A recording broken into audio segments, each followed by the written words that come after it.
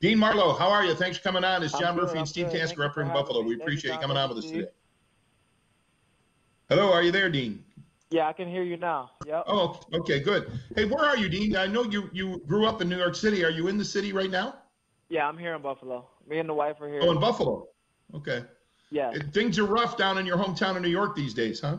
it is, man. The pandemic is the epicenter right there for it. It's getting crazy. It's getting really crazy. I hope you and yours are all healthy, and you just got Yeah, married we're all good recently, over right? You here have a on new this wife end. now. Yeah, yeah, we're all good over here on this end. What give us some of the ideas of when this conversation started? How happy you are to be a Buffalo Bill again? You've been with the team since late in the 2017 season. Talk a little bit about how your time in Buffalo has gone and why you wanted to resign with the club.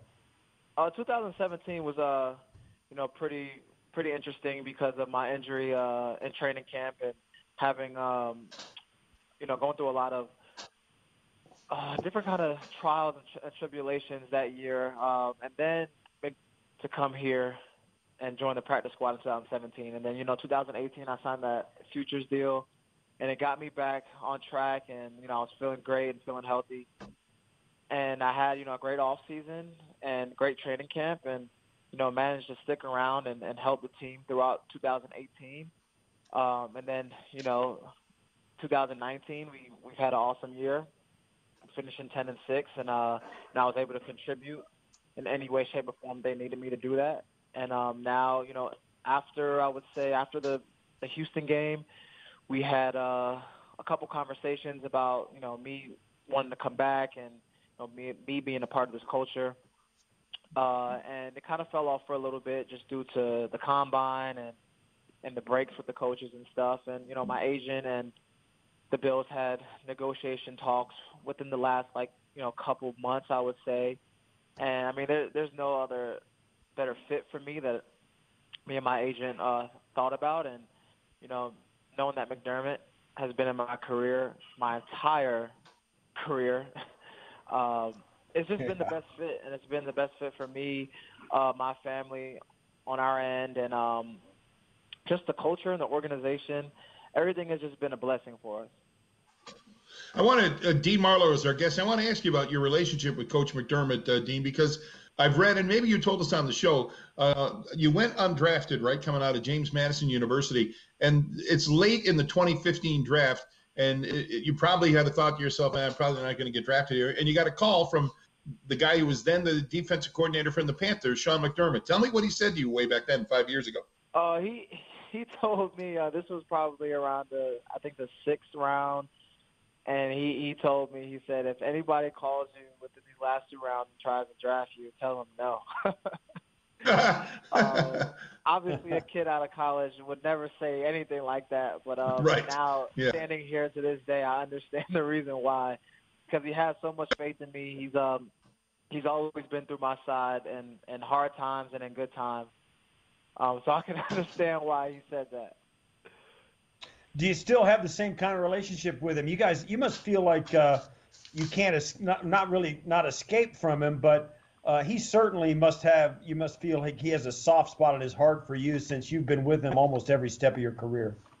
Oh yeah, we have a really good relationship. It's not like the typical player coach relationship. We're very comfortable. We can talk about anything. Very transparent, whether it's something positive or just something negative. So that's the kind of relationship that me and Sean have. The relationship, I'm sure, as you said, you've gone now it's 5-6 years you've known Coach McDermott. Last year, the Bills, you said it, they had you try a bunch of different things, including you played a little nickel corner, right? When Johnson got hurt, Taron Johnson was hurt, and they used you as a nickel corner. How did you like that, and how do you think it went? It went great because that was a position that I played in college, and we also have a big nickel role, which I'm the big nickel guy, and with Taron going down, me having to play the nickel role was actually an opportunity for me to show what I can do, not just at safety, but I have the versatility in all 4 positions, in our secondary, and I just feel like I'm very valuable when someone like me can do things like that. Let me ask you this, and don't give away any secrets, Dean, but what constitutes a package that you're seeing on the field or down and distance where you guys need to play big nickel? Do you have certain things you're looking for from the other team? It's just more of offensive personnel. When you have, bigger tight ends, bigger pass-catching tight ends with guys that are bigger like myself, that can cover, that can tackle, that can play good run support, and it's just kind of a matchup deal. Now the NFL is a passing league, and there's guys that are 6'5", 260 pounds that can run 4.5s and catch, and are great pass catchers. So guys like me who can, that are 6'2", 200, 205, that can run with these big guys and be able to be in a good run support position when there is time to tackle the ball carrier. I just think there's value in having someone like that on your team. So I bring a pretty good value to our defense. One of the other things about we see coaches constantly bringing players they're familiar with in, and one time this last season when you got a chance to show why coaches trust you is in the Tennessee game when guys got hurt. You stepped in when Milano went down. You stepped in. You had a chance to really contribute in a game. I think first, I don't know whether it was week 5 or so of the Tennessee Titans game. Yeah. How difficult is it for a guy like you, Dean, to come in? You got to stay ready to play, no question about it. But you get ready for each game, and you didn't have any way of knowing that you were going to have to all of a sudden take over for a guy that got hurt. But being ready to do that really had to solidify the coaching staff's trust in your professionalism and your ability to be ready on a moment's notice. Most definitely, and I truly believe that whether you're a special teams guy or whether you're a starter, you got to prepare like you're the guy. And I think that if every team takes that approach, that's what we do. We take that approach week in and week out. And when you get on the field, you'll be ready, and that's why they always say you stay ready so you never have to get ready. And for guys like me, I'm there to help anybody and take over any position that needs to be filled if something happens. So I think that's that's one thing that our culture, puts out there, is saying, you always have to be ready all the time. You never know what can happen. And, it's definitely, it's harder to play, really well when you only have limited time to play. And that shows the true character and in an individual. Well, with safety Dean Marlowe, who just signed a new contract with the Buffalo Bills, getting set for his 3rd year with the Bills. You talked about how important Sean McDermott has been in your career, really, Dean. And you're coming back for another year with Leslie Frazier now as defensive coordinator and assistant head coach. What has Coach Frazier meant to you, and what does he do for your group now, and what has he done in the first few years you've been here?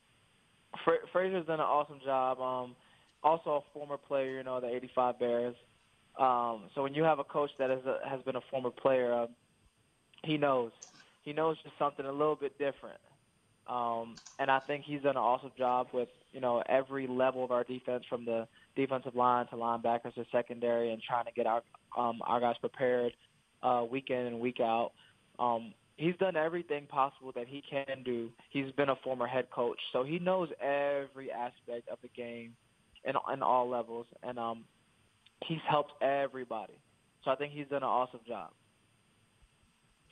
All right, Dean, hey, the complex at One Bills Drive is closed. Who knows when it'll open? How have you been keeping in shape? What have you been doing to kind of stay ready for whenever you start off-season workouts? Yeah, no, we've been in the house getting these workouts, and we have all the gear here. We've been following the protocol, from the strength coaches, and with all the weights and the bands, and just doing what we can to take care of our bodies here. We won't worry Good luck, about you. Dean. Thanks, Dean. Thank you.